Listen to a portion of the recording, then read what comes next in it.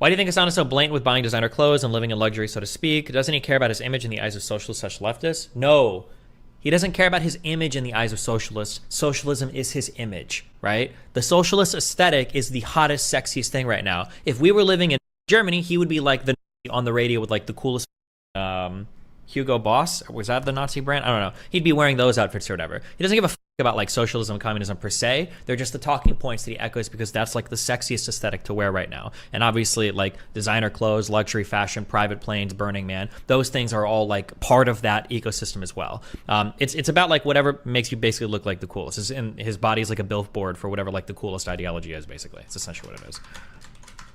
When people say they're a fan of a band, a lot of the times they don't really care about being a fan of the band. They're trying to collect the credit for they're bandwagoning. Exactly.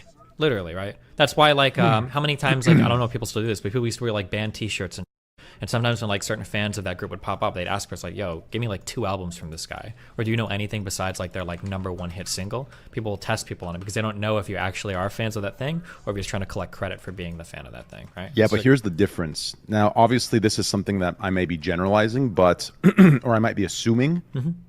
But it seems to me from my experience, I truly believe that Hasan believes he's doing a service, that he believes like this is enough to define him as a socialist. No, you understand? Like, Shad, that would be crazy. It's possible, but like, dude, even I feel guilty. Like, I've done a few like real world action things with my money, but even I feel kind of guilty for as much money as I make.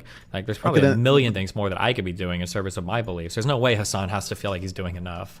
That would be wild to me. Then let me ask you this: if he doesn't truly believe he is what he says he is, then what's with all the co-ops with? You know, if he like for the dog shelter, he doesn't do any right? co-ops. He doesn't have any co-ops. No, by co-op I meant like the getting in front of the camera. Oh, sorry, God. No, like getting in front of the camera, right? For the dog thing, right? Where he like waved the fee, right? He literally stepped into the camera and they set up like a little 5-minute little window, and he's like, "I did this, guys," right? Like, what is that? If you don't truly believe you're right, like, well, he's virtue signaling, right? He's trying to collect points for like being the good guy that's donating money, right? That's good. You look good. Right? I donated for puppies, right? But I mean, like, if you really think about it, that's probably like one of the most vain things in the world to like spend your money on is like a bougie dog adoption shelter place, right? So you believe he's aware of what he's doing? Maybe to some extent, I guess. But I don't think he's like, I don't think it's like some super malicious thing. He probably, like I said, it's just like following trends.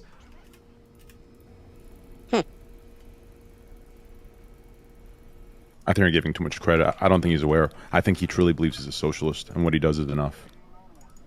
Or maybe there's a point where he was what you say, but now through that rationalization, right? Those loopholes of the gish galloping between worker union, this and this and that, and ignoring the pretty much cherry picking parts of socialism that are easy to follow, right? That don't require giving money or don't require distributing a percentage of wealth or don't doing require mutual aid or actually like putting you actually asked him something on like, what if you do like a particular thing? He's like, bro, I'd have to put like time and like he didn't say it in as many words, but he basically said that like I would have to put so much time and energy into that and I'm not good at that. He's basically saying like all I can do is like throw a few $1,000s at things every now and then to keep people off my back, right? And again, at the end of the day, it's like an inconsequential amount of money. There's like 2 days of ad revenue, maybe. Like he's not even like really donating that much. Yeah. Well, it's just wild to me that like for example that thing I brought up. I think I said this out loud. I said he's cherry picking, what parts of socialism to follow based on what seems to be convenient to his bank account, right? Like, or what seems to be convenient to the parts of it don't require him touching his bank account. And then he went on to say I'm pocket watching. Isn't that your entire political stance? The pocket watch. Or he got really rich. He did a lot of pocket watching, but now he doesn't as much. But I think there was a video.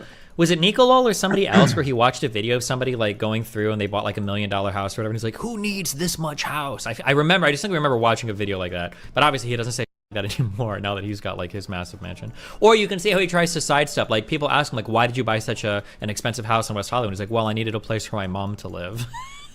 And it's like, really, bro? That's why you live in WeHo with your yeah. But I mean, like, it's it is what it is. What's wild to me is like what I told him in the beginning of the conversation makes the most sense in my opinion. Like all he has to do is make one little change to what he claims to be, and he would still get the same love. He would still get the same, because it's a good stance to be in. It's not as extreme, but it's a logical stance to be in. Just to be a capitalist that believes. No, right? but then he gets none of the virtue points. Why would he want to be a capitalist? It's like the worst. Yeah, thing in but the be a world to those capitalist guys. and then work. Operate in a way where you're working with capitalist systems in conjunction with socialist people systems. That do that to these guys are the worst people. They're even worse than the fascists, right? Really? Yeah, because an example of that is Mr. Beast. People hate Mr. Beast online right now, or the socialist people do, because he donates to charity, right? People hate Bill Gates, and he's doing exactly what you just suggested. He's using his billions of dollars to fund like vaccines and health initiatives and malaria initiatives all across the world, especially in Africa and poor countries where he's not going to be selling computers or making money. So I mean, people hate these types of people. They hate these capitalists almost more than anything. So let me ask you this: have those people that hate these people, have they ever looked at their own leaders and asked what they're doing? No, I don't know how. I'd have to be more involved in these communities. I don't know how, but somehow they all escape any kind of... Yeah, they all escape it. Yeah. It makes no sense to me. I don't know. I don't know. That's my biggest disconnect. Like the reason I'm comfortable with that conversation is because I kind of view the world differently. I think I can, view the world in a non-zero, in a non-1 and 0 way.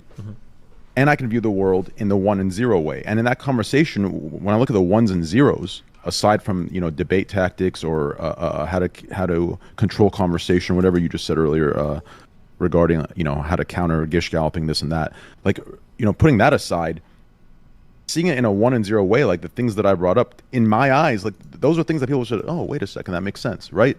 But it's not the case. Like what you just said, it really f***ed me so heavily. It's right in front of people's eyes, yet somehow they've trained themselves, or they've been conditioned over the years not to see it.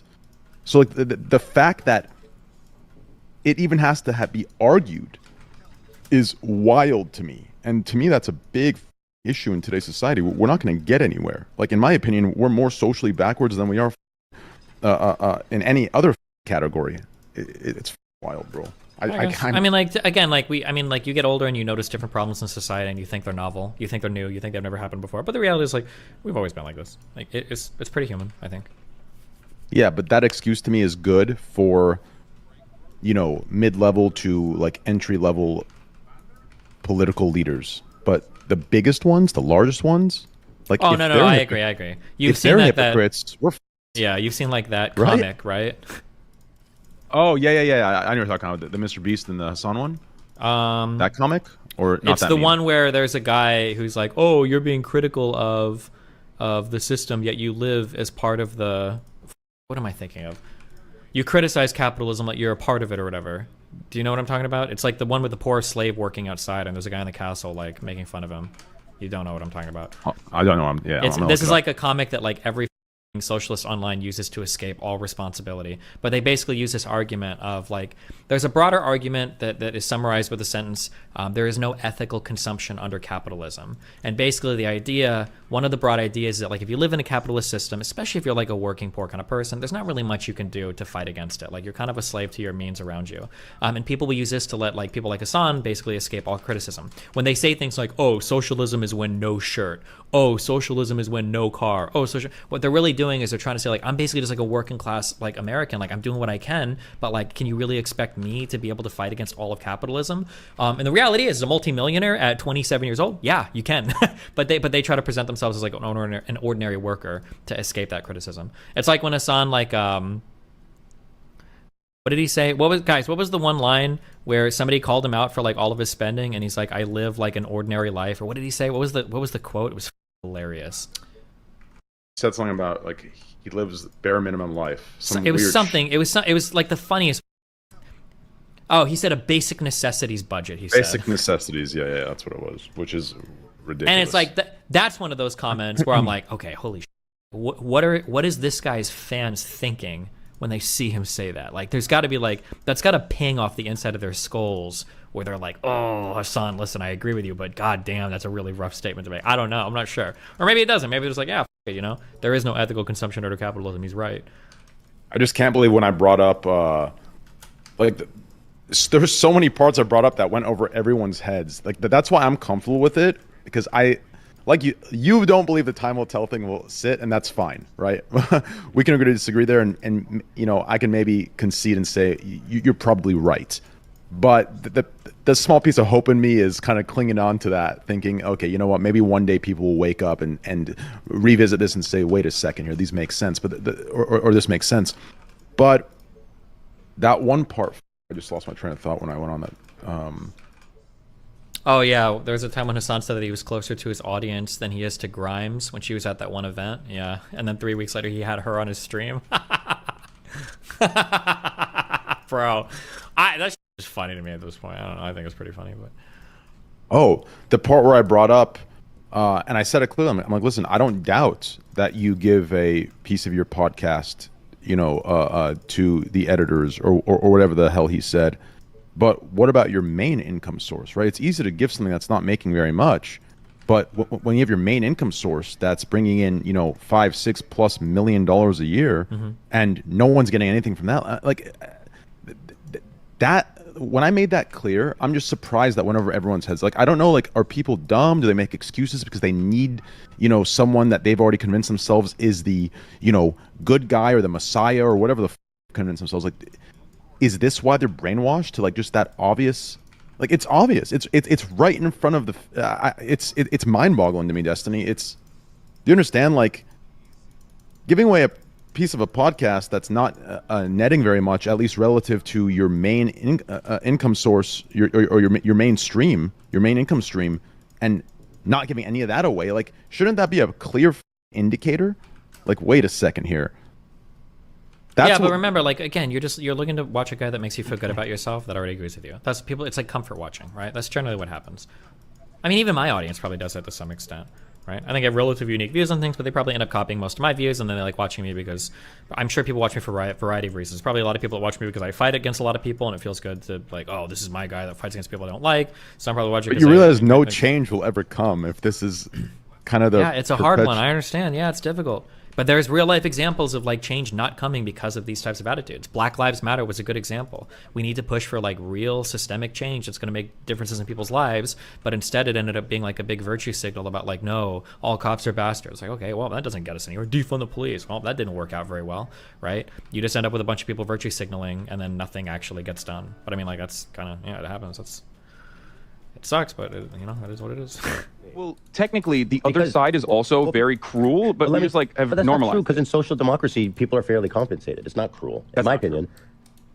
No, there's. I don't think. I think we people think could be of more fairly, less fairly compensated, but, like, generally speaking, they'd be more fairly compensated than what you would see today. Yes, in comparison to the United States of America, which technically would be a mixed market or social democracies in other countries, there is better compensation. So here's the unintended consequence of that. Due to, you know, regulation, government regulation. If I'm just hiring Dan to come in and help me with cameras and stuff, and I have to cut him in on profit share, people are not going to hire as many people. They're going to think a lot more before they bring more people on. Well, can I just chime in real quick? Just to clarify this point, are you still talking about the period of time where I was working as a contractor? Yes.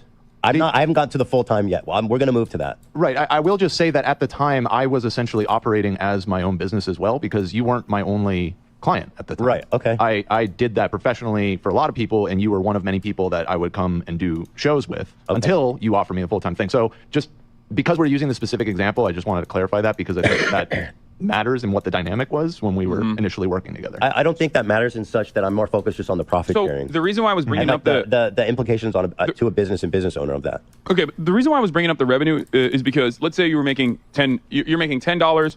Dan comes on, now you're making $15. Yeah. Right. Dan has brought in $5 extra of revenue for you, and I think that the best possible way to engage with that would be to cut Dan in on like offer Dan living wages plus whatever Dan has brought in the form of revenue. Here's a big problem. And that moves into direction, like you make, and then later down the line you make. Imagine ever trying to track this ever. Imagine you bring in Dan, and what Dan does is he helps your people schedule appointments more efficiently. So Dan comes in, you were making $1 million a year, now you're making $1.2 million a year. But it's not just because Dan's, like, scheduling people. Those other people are also doing more work. How the do you ever track this type of value add? How would you ever do it? Like, with more, imagine doing this with 3 employees, let alone like 100. Like $100,000, and it moves with now, Dan is moving with it as well. Here's where this seems more Like, it's a nice theory, but like in application, it makes no sense. Who decides how much value he's brought? How could you possibly decide that? If my show is growing, Dan joins, and let's say, I now I'm making $15, but the show was organically growing. How can I attribute all 5 of that to Dan? You're absolutely correct on this as well. This is a big weakness. 50-50 with him? This is something that I do not have an answer for either, which is why, like I said, you make do with you try to do your very best. Can I be? This seems like a big problem to say you don't have a solution for. If you're hiring employees, you don't know how to do hiring. That seems to be and this is the whole central part of your theory is better employment. That's a pretty big issue. Like, for a socialist society. I agree, which is why I always. It doesn't seem like it's ready. Well, can I just chime in on this? This isn't theoretical. There are lots of companies that do profit sharing. I do this. Not like this, homie. What major company does profit sharing like this? Companies might give you stock options or even like allow compensation in the form of stock. That's the closest you're gonna. Some companies might do bonuses. Some companies might pay on commission, but like profit sharing like this, no. I know, but it's not like. But like let's big say companies, this, and they have various methods of how they do it. The way there are ways to do it that make sense. I do this, but the way that socialism does it in the purest sense is like Dan joined 10 to 15. Dan gets half of the 15. So that's his Ethan, this is if we're talking pure theory. If we're talking pure theory, I would rather have an imperfect structure that still absolutely offers better. It doesn't work. Well, if you don't know how people get paid, how does it even work? The capitalist structure also is imperfect in the exact same way. It's functioning at least. Yes, I know, but the idea that like the other structure would not function is not correct. Especially when we're telling you that even under a capitalist organization economy, there's plenty of different ways of doing this. There needs to one of the most successful ones that I also have is a cooperative, right? I have a cooperative, collectively organized podcast, for example, where we just split it 5 ways regardless. Obviously, my output in that situation, given that I am the host with the largest audience, would significantly outweigh my producers, for example, who could be paid with a very fair, very fat market wage, right? Market wage plus market wage times 3 is what I could pay him, and it would still be significantly less than what he gets paid now because we're cutting him in 5 ways. We're splitting everything 5 ways. And that is a perfectly viable way to do it because I think that's very generous, but I don't think you should be forced to do that. I think you should be forced to pay him what we've determined as a minimum wage where he can live where he lives in a comfortable state. Yeah, I don't think that it prevents people from being generous. It goes beyond wages as well. There's also another aspect of this that many people fail to consider, which is decision making. So there's also the structure of decision making, the structure of autonomy. When we are setting up the time for when we are going to shoot the podcast, like everyone has to be on board with it. It has to work around every single person's schedule. These are all scheduling conflicts exist usually, but it's like in good faith, every single person is like giving their most, giving their all, and it ultimately, I think, creates a pretty solid product. Let me ask you. So, do you acknowledge that in this socialist theoretical country, where I go from 10 to 15 and I give Dan 15, hypothetically for any worker joining, that I, as a business owner, I would be less likely to be hiring people? Certainly. And that's not good, is it? No, I don't agree with that. I don't think that's necessarily a bad thing at all. Because like. I don't know, because like I've gone through a lot of people that did not work out, and they were hired on like let's say, you still fire them. Exploratory. So is it at will employment in this situation? In this structure, you can still, of course, like you can still have issues with an employee and fire them. It's ironic because like Japan, for example, is like the most capitalist country on the planet, and yet. In Japan, they have this like very unique culture where getting into a place of business is very difficult. But once you actually have made it into the corporation, they don't fire you. They can't fire you. They never fire you. What they do is they ostracize you and make you into a social pariah within the company and try to get you to quit. Is it because they're trying to avoid paying some kind of severance, or is it just no? It's both cultural and if I'm not mistaken, it could literally have legal implications as well. But it works, right? Okay, it technically works. But I'm saying, why is it? Why is it not a good? So as a business owner, I think the fact that I was not super hesitant to hire lots of people, find the crew that worked. I worked with a lot of people who were not compatible. So I was able to burn through enough people to find a team that worked, right? And so if I was so hesitant to hire people because I have to profit share with them, I would do like a way more strenuous interview process. It would take way longer. Yeah, you're making an argument for why it's stronger. Like you I don't lucked out think with so Dan. At all. You lucked out with Dan. I don't think that's a good argument because, first of all, it's good that people can go try a bunch of jobs before they find one that works. And as an employer, it's good to be able to try a bunch of people till you find the right fit for employees. If I had to go through this strenuous process to find each one of them, this podcast may very well likely not exist as it does today. Might not exist at all. I disagree with you on that for sure. I think that it's better to have a strenuous process of ensuring that you have the best possible even person. for like the most entry level job. Yeah, I think that it's. But then doesn't that result in people not getting work? So, yes, it will. So but then we're talking about like an entirely separate way of organizing the economy. Let me go back. Why is it better? Why is it better that I have to go through like extraneous full-on HR processes? We're talking about hypotheticals in this situation. Yeah. So it can I can just hypothesize that you found Dan. Not even hypothesize. No, we're not talking. Well, we're talking hypothetically, but we're talking. You found Dan, so you clearly. But we went through a lot of people before we found Dan. Yeah. Well, you could have arrived at Dan as well, is what I'm saying. It would have taken a lot longer, and the business might not have survived. Okay. So there was a point where the podcast almost got wrapped up. Yeah. So why is it better in theory to have that extraneous of a hiring process than being able to kind of just people try things out? This is only one aspect of it, but what you're talking about, like the extraneous hiring process, also would exist under a social democracy as well. It should exist in some form under a social democracy as well, like some level of protection from being fired. But so in social democracy, you're not rev sharing. So there's like this big thing that you're like, I'm a business owner. I've created this business from my own sweat and blood and tears over the last 10 years, and I'm making a lot of money. I got to hire this guy who I don't know anything about, and I got to cut him in on my profits. That doesn't exist in social democracy. So the risk to me as the business owner is way less. But it's much smaller to a much smaller degree because it's supposed to exist through unions. And once again, it's not just revenue sharing. Everyone always focuses on that aspect of it, but rev sharing comes in the form of benefits. Rev sharing comes in the form of like how much we invest in. It'd be nice if we could talk to someone who knows the system a little more thoroughly, hence Vosh.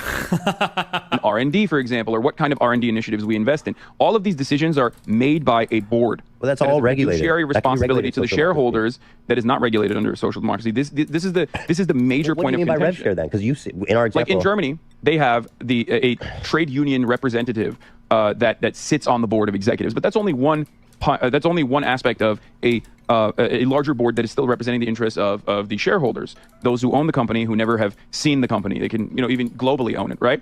So having one vote in that situation is not as good, in my opinion, as having all of the vote, all of the power, making these decisions as a collective. Something that kind of is not legally enforced here, right, in your structure, but you abide by because you're a nice guy. Many people whose videos he reacts to without crediting them.